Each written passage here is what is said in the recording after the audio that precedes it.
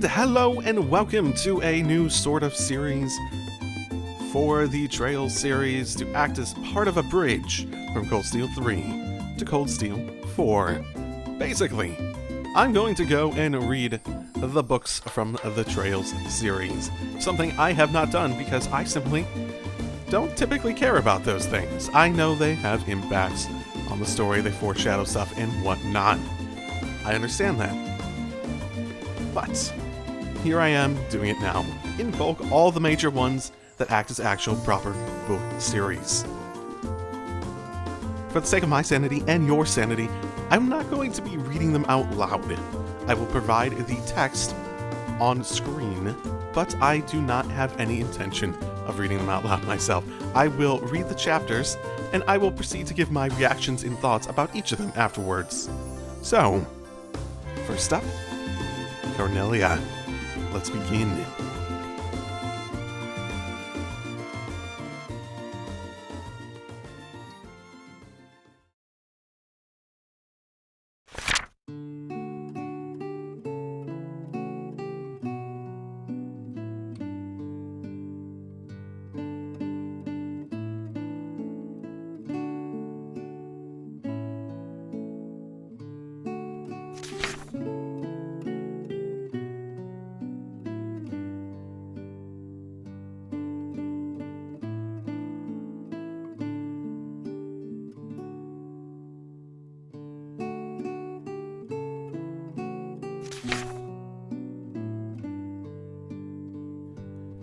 And the first thing that really stands out to me is that it was written by Mick. I was vaguely aware of this.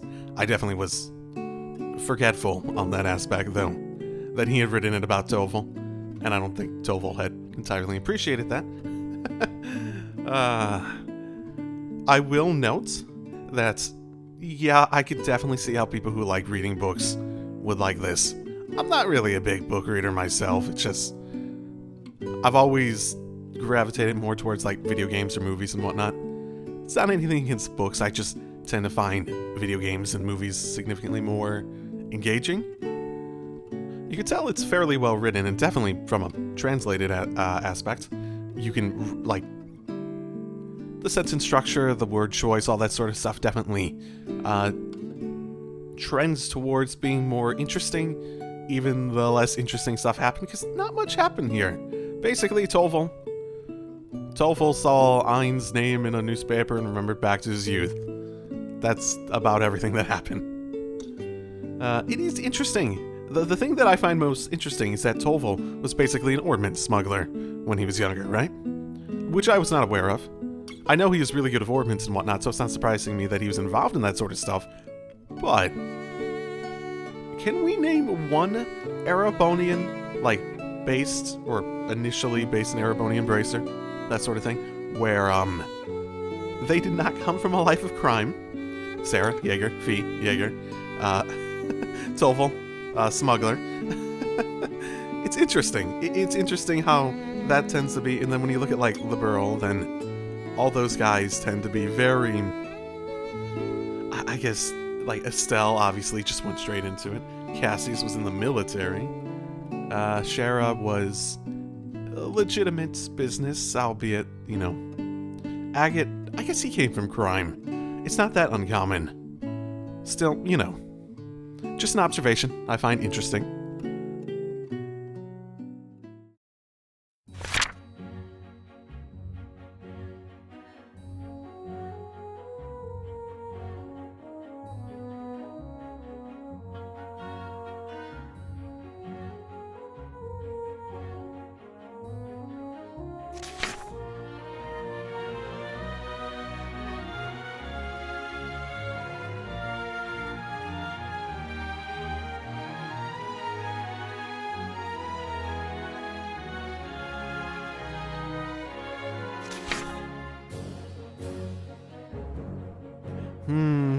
It did catch my eye that it's a train bound for the Liberal. So, does that imply that it goes over the border?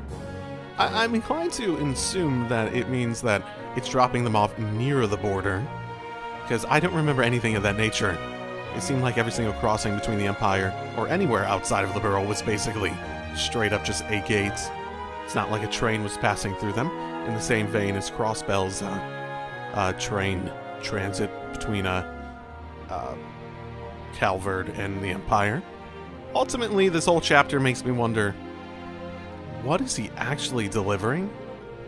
He mentions swag, but when you say swag, I don't think of anything illegal. I think of, like, you know, sports, like, you get some, like, swag for a team, you're like, you get the hat, you get the jersey, stuff like that. That's what I think of when I hear swag.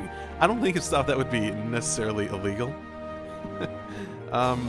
But ultimately, it mentioned earlier that they had a fairly normalizing relationship with the borough and whatnot, which probably means that a lot of stuff that were previously illegal are no longer, which means to continue to smuggle illegal stuff means that he's probably smuggling more and more dangerous things, and less, you know, necessarily positive to smuggle things. So, I guess we'll see. Especially with what those people he saw are likely to, the fact that they pointed out means he's going to interact with them in some form, yeah? So, yeah.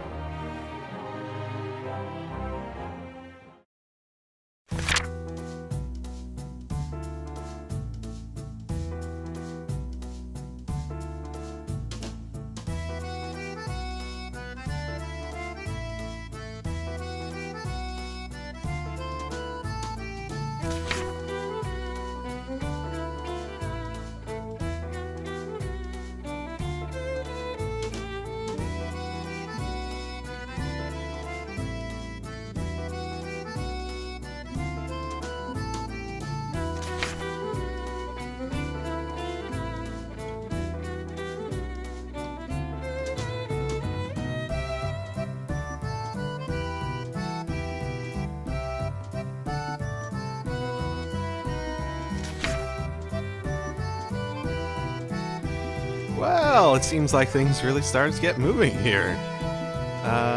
Carnelia showed up. They got to know each other. And things started to go badly for good old Toby. So just in general throughout it, I'm taking notes as I go through it. Just like observations I make and whatnot. Yeah, border city confirmed. The previous thing I was thinking, just, you know, forget it entirely. And I never really thought about it before, but there's over a decade of age gap between Ein and Toval, isn't there? I know they have like a thing going on, but, you know, I never really thought about that before. It's not necessarily a bad thing, I just, you know, never thought about it before. The quote, "The smell of tobacco smoke is just dreadful." Fuck yeah. Fuck that shit. Legitimately, the smell of smoke, tobacco smoke in particular, well, mainly that, it's legitimately one of the few things in life that just being exposed to just makes me angry. Like, legitimately, like, I hate that smell so fucking much. I don't think I would have done well when smoking in public places was the thing. Then again, I just might be more used to it. Well, and last thing to note is if Ein is going after him, presumably what he's smuggling is an artifact. So that'll be fun. That'll be fun. And now, Chapter 4.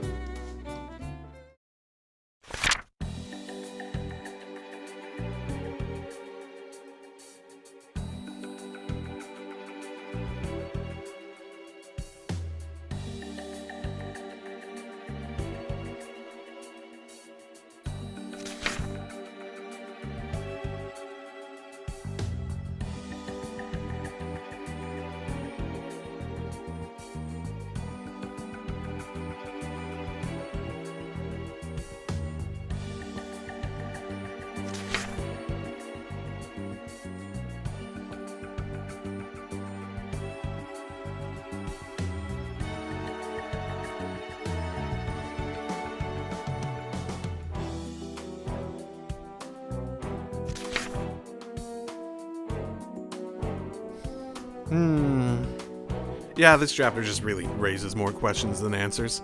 I presume I have some of those answers knowing Ein's affiliation as well as Toval's future, basically.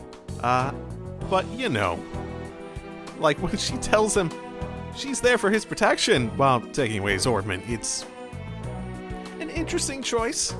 I suppose there is an argument to be made that she might be able to control the situation more towards her liking if she doesn't have someone else who doesn't trust her, also fighting, and likely, maybe fight against her. But, definitely a great way to get on someone's side, especially when you push them down the stairs.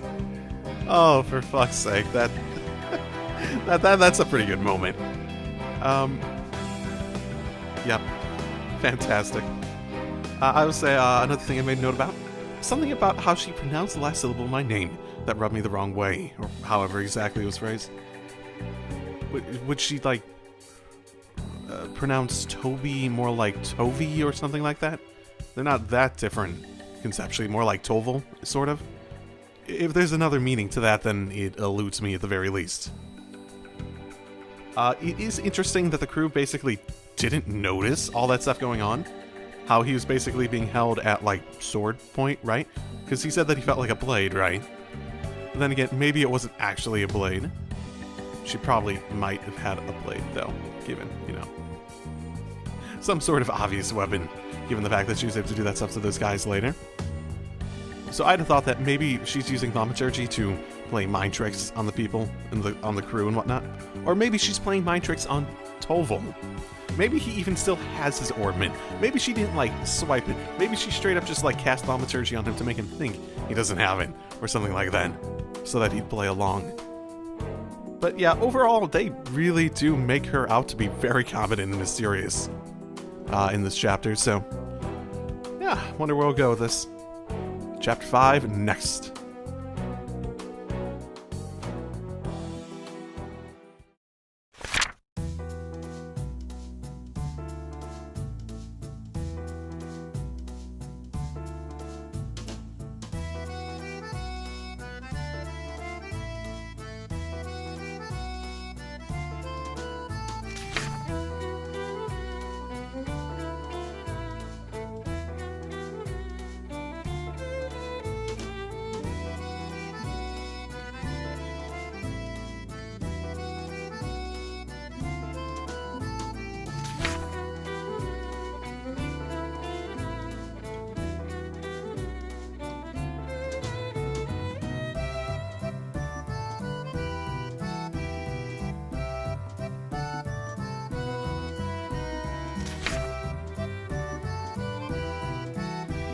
So this chapter is basically Tovel trying to, comprehend what's, how this is developed, basically.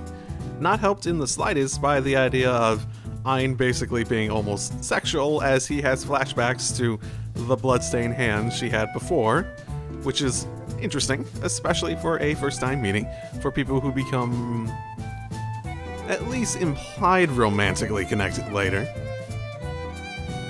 So outside of that, it is an interesting conversation. Obviously, he has something important on him. I'd be shocked if it was an artifact at this point. The Jaeger's being sent after him. So, I guess it's unclear. So she said someone hired a Jaeger. Yeah, sounds hired a Jaeger Corps. She also said crime syndicate, so I'm not sure if she was referring to the Jaegers or the people that hired her. Also, the whole, Jaegers working group of threes. Is that a thing? Because that's, pretty new to me. I'm not saying that there probably aren't, considerable amounts of times where we see Jaegers show up and they have, a group of three. You end up fighting those groups of three or something like that. But I don't remember that ever being a thing. And it's such a, significant rule of thumb that she uses to determine safety that's... seems like that would be more significant. Maybe that's just me. But overall, she does seem to have pretty good instincts. The book is definitely trying very hard to make her out to be very competent. Which I'm sure she is, given her position and everything. She has good instincts with being able to notice those bracers without them noticing her. I wonder if it'll be bracers we know in any capacity. Goodness, we'll see if I remember all the minor bracers that have come up throughout the series. Should be near the border, so it could be liberal or Erebonian bracers. This is probably well before the bracers were, you know, herded out of Erebonia, so, you know, on to the next chapter.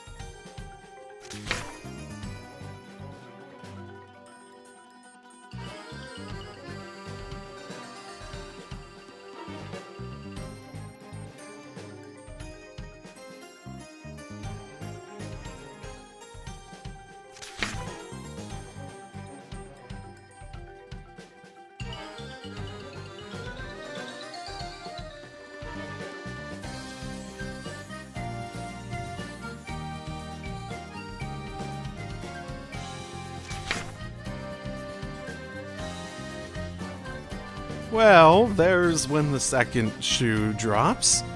Yeah, shit went down again. Going back to the beginning of my observations, I was actually pretty curious coming into all this about how the smuggling would work. Because when we got on the train, it just seemed like, oh, he's carrying it in his bag. Is he just gonna walk it over the border, no questions asked?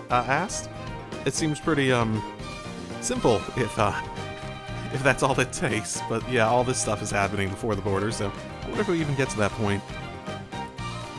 Yeah, I don't recognize the bracer names.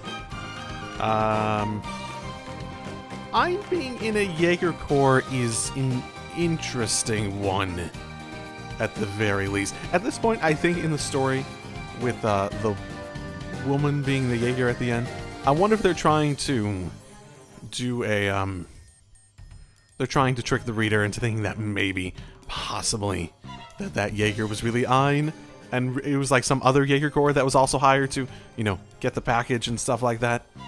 And that's why she was protecting him before, so that the other group couldn't get him or something like that. Before then, they looked at what was in the package, a lump of metal ingrained with a sort of clay-like substance. Yeah, I'm not sure. It really doesn't sound like an artifact. It could be, but you know, I'm confused. Another thought that came to mind was marine ore, but you know, the clay seems like an odd addition to that observation, since it seemed, at least how it was phrased, much more significant than just like, you know, maybe there's some clay bits, like it hadn't been refined, or it was just like taken out of the earth at that point, or something like that. Still confused. Another observation was that I don't think they ever elaborated on what made Toval so skilled with ordnance, like they said in Cold Steel prior. I don't think they had. In this, how they showed him quickly redoing his ordnance setup seems to imply that he's good at them simply because he's able to reconfigure them very quickly and very well for a given situation. At least that would be my guess as to why, especially considering how ordnance worked back in the time of Sky, as well as like when this would be happening in particular. So, yeah. I'm guessing that's what makes him so skilled. It's unclear though. But ultimately, it seems to imply that the maid that came in was the third Jaeger. Or there was another woman who showed up. I got the impression that the maid was, though. I guess we'll see if it, you know, clarifies.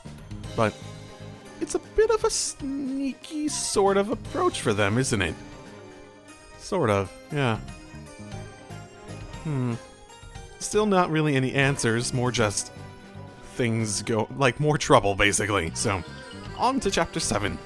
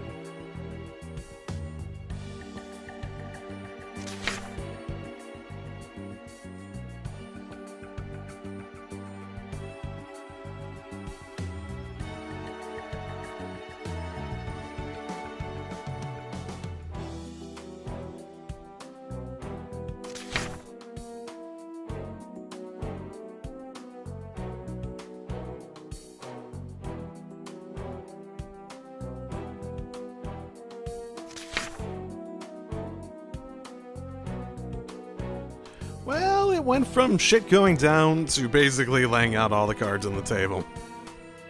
She admits she's from the church. We find out it's an artifact, but you know. So we start with Ein coming to the rescue. She's certainly a merciless one. I sort of believe the whole thing that she might have been a former Jaeger then. In the same way, Wazzy used to be some random person over there, and Guys used to be some random person over, etc., etc. Kevin used to be random, etc., etc., etc. You can have all sorts of origination points for the Dominions, basically.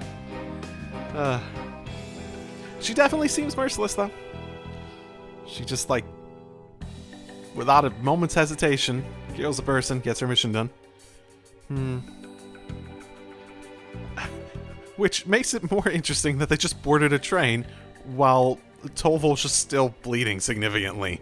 Fuck, he's still holding the fucking soap and they were about to go and, like, go to the train.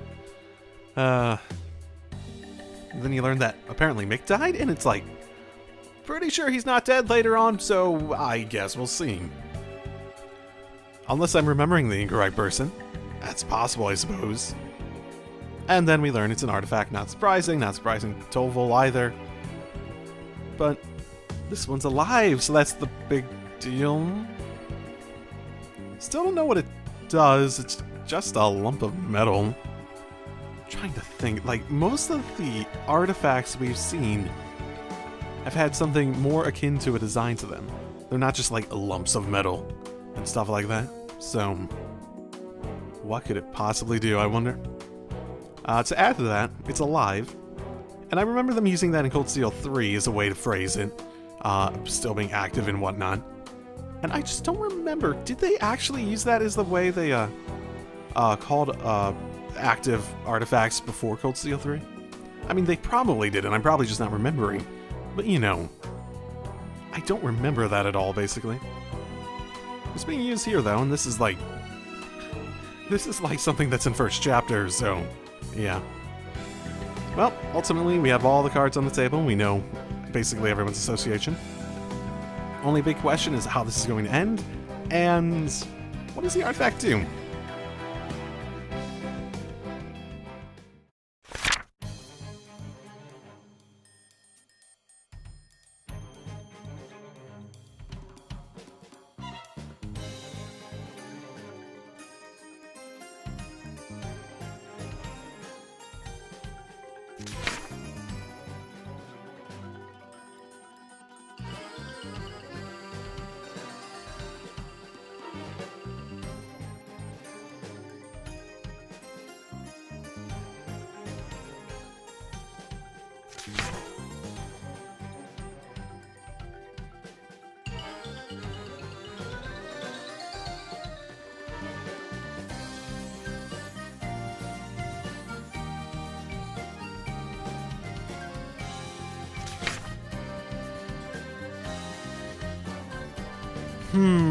Okay, well,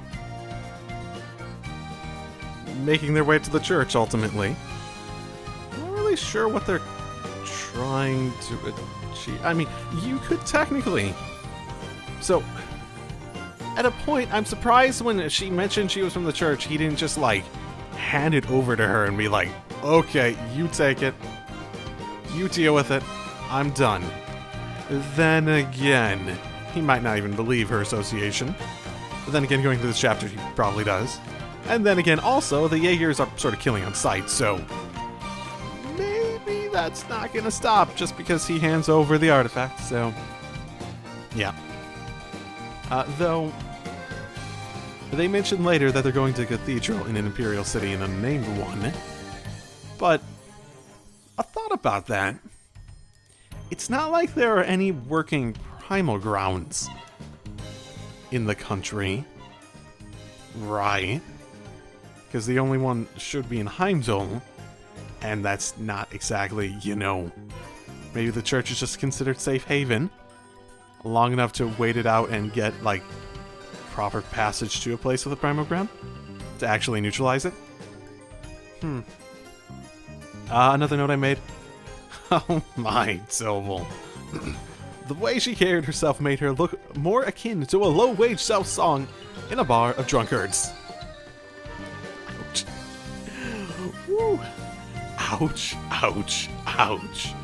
I can feel that romance blossoming. It does sound like she has a bad history of the Bracer Guild.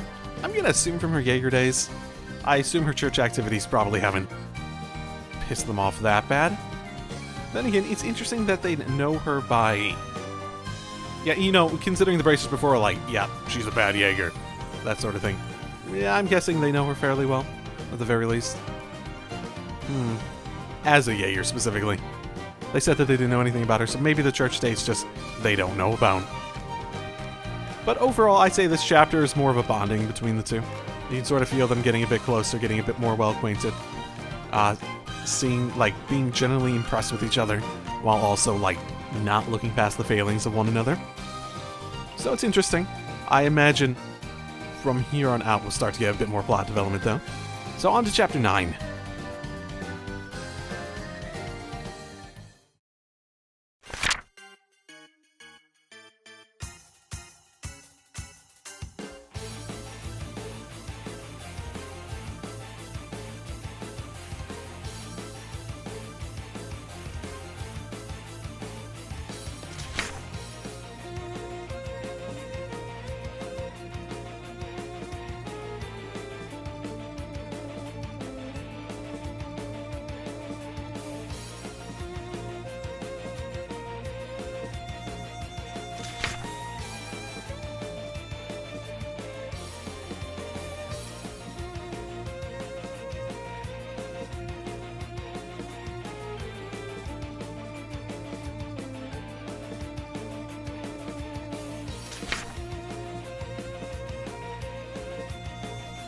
My biggest takeaway from this chapter is definitely Ain's worldview. She's extremely merciless, for one. You can see that didn't just go away.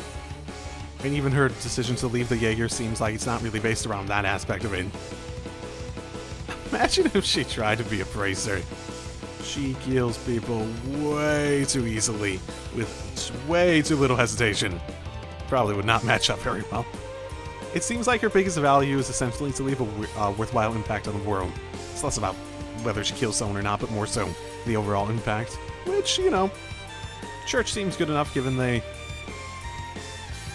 seem less caring about the actual people and more caring about their general agenda. So, you know. But with that in mind, it does make me think about, you know, how Cold Steel 3 ended.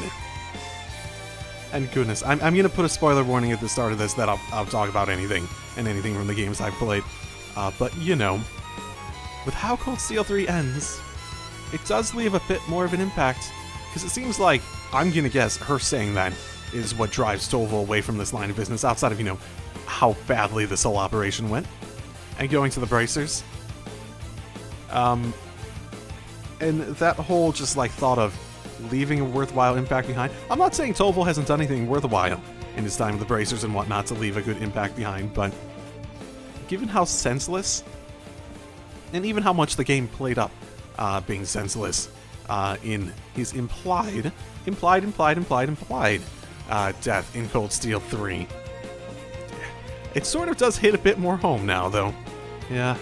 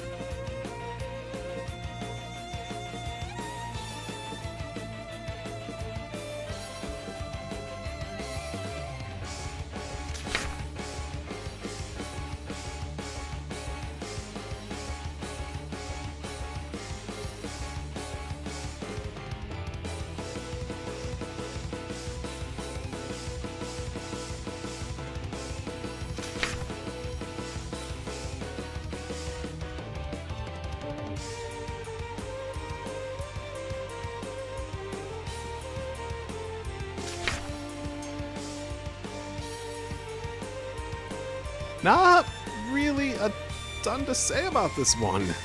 It's action. And obviously they lived through it, so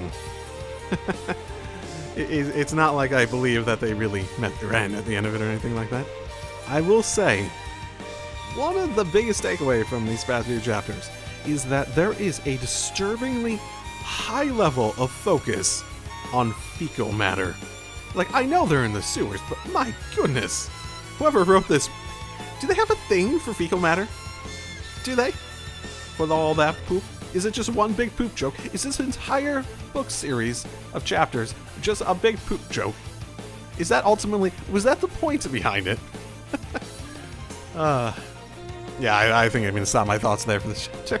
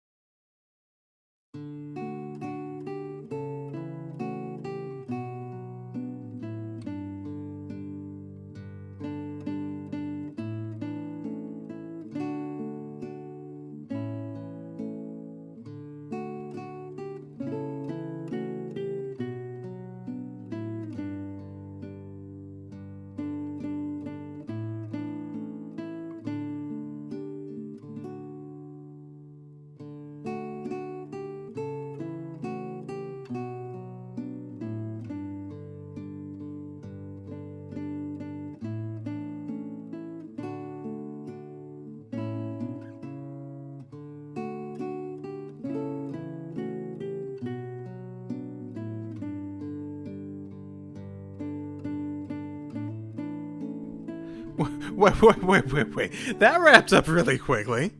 I mean, I suppose it's not that long of a thing, but what did the artifact do? Did it teleport them? Just like a blinding light, then suddenly they wake up and they're fine, and it even sounds like they're... It talked about cobblestone like they're not even in the sewer anymore, maybe? But it's just like, oh, the artifact worked. Like, we have a cliffhanger from the last one. It's like, oh, the artifact worked, and it saved us, and okay, we wrap everything up. Okay, that's like the end of it, but okay. Interesting. Well, it's interesting that it says that Ein died. I wonder if that was on purpose in order to... Because, no, she didn't. If this was made into... No. We know this well enough to know she's not dead. She's not dead, yeah. So, interesting though. Okay, overall, I thought it wasn't bad. I'm still not the biggest fan of books. There are worse things to do, but I don't think I'm going to be recording these on a regular basis. Probably going to be like every other week or something like that. It was interesting. A few more insights. A lot of stuff I had, in terms of the seemingly important stuff, I had basically learned from, the actual main games, even if not in as much detail. So, you know, ultimately decent. Will be interesting to see if the other ones hold up as well, especially when we get to the like not officially translated ones. See how well they actually hold up. So, okay, so that has been Carnelia. I'm very happy I didn't read through all of it. That was longer than I expected it to be. I didn't think each chapter was going to be as long as it was either. I know there's only 11 of them, but that was not a short endeavor to go through all that reading them alone. Like, my actual recording probably isn't going to be that long ultimately, but, you know. So, yeah. Okay, well. I'll see you all next time. Drive safely, everyone.